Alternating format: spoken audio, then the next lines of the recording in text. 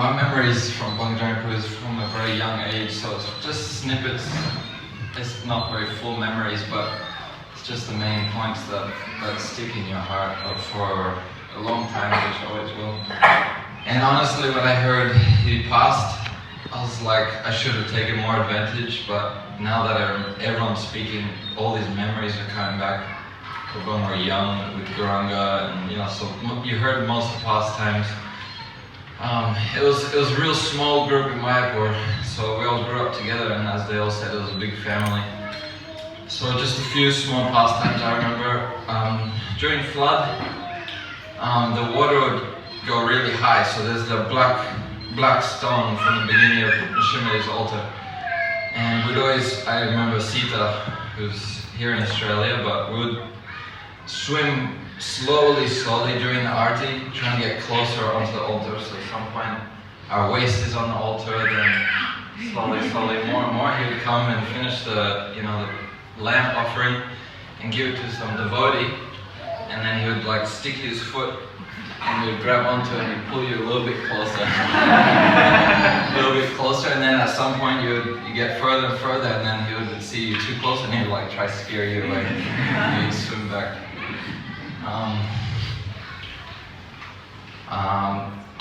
My mom would try to get some maha from Adivas or Abhishek, some little oils here and there. Luckily in Gurukul, I had the opportunity to be close, and so I tried to grab stuff and steal it from my mom, so mom shot him. One time he saw me, and he's like, stealing is not a good habit, but it's prashadam, take over. And he'd hand you little bits here and there, after the Abhishek, the bananas that they put in, and you just grab it and slowly put it behind your back and just pass it to you, and then give you a big smile and send you on your way. One time I stole Mahaprashadam from the DD room. They offered to Shiva later, so you knew the timings when the pujaris would come, offer it, go out for a few seconds, then the one would get the dresses. So you knew everyone what their timings were. Walk in, grab the prashadam, you knew you had 10 seconds, you walk back out. And he saw me walk out once, and I paid obeisances. He noticed I had one hand on the floor. He said, "So what's in the other hand?" Anyway.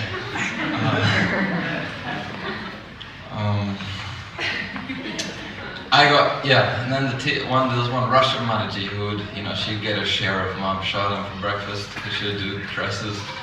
So I apparently took some of her share, so she complained.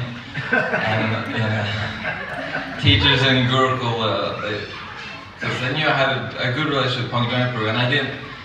When you're young, I didn't open everything to them. So they said, "Who's something you feel open to talk to?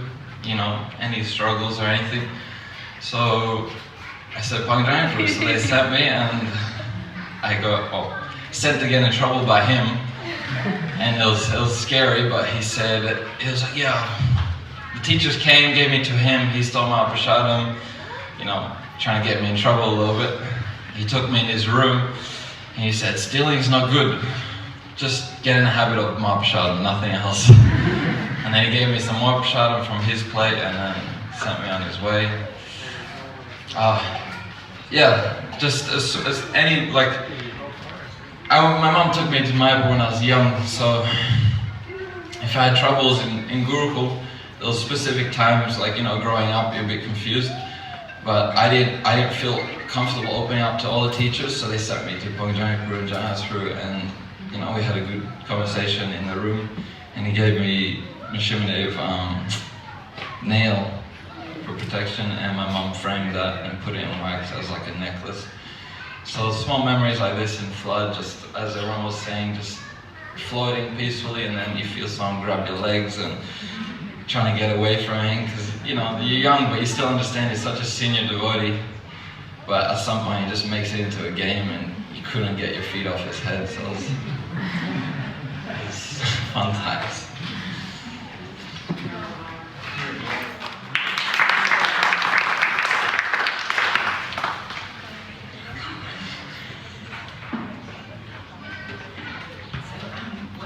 to my form. I was in the mood of, I was just a mum, and I want to be like the devotees. I want to be a devotee. So for me to interact with senior devotees wasn't easy, because especially with them, because they had a purity that hits you as soon as you're in their presence. And I understood that Jananivas Prabhu was very grave, and Pankajanghri Prabhu was very jovial, and I was scared of both. I was scared of the gravity, and I was scared of being familiar with Pankajangri Prabhu, because he was so playful. But I would see Pankajangri Prabhu as a follower of Jananivas Prabhu. I witnessed many times that even though he had his own strength, I felt that he followed him, and I also wanted to follow Jananivas Prabhu. So I saw him as the best follower that I could look up to Jananivas Prabhu. And twice he chastised me in service, but it was very gentle. One time, I think I made some comment about a Maharaj giving class, and it was more that the mood didn't suit me and I didn't understand it, and I guess also a little bit negative. I didn't make the comment to them, but this Maharaj was outside their room waiting to see him, and Pankajangri Prabhu came up the stairs, and I came out towards the tap with a bucket. I was doing service. And he never does this, but this particular day he caught my eyes, and the chastisement was more body language. Like I thought, what's going on? And then he watched me all the way until he paid his obeisances to this Maharaj. And in my mind I thought, I've already paid my obeisances today. But I knew he's telling me I should pay my obeisances to him. So I did it, and their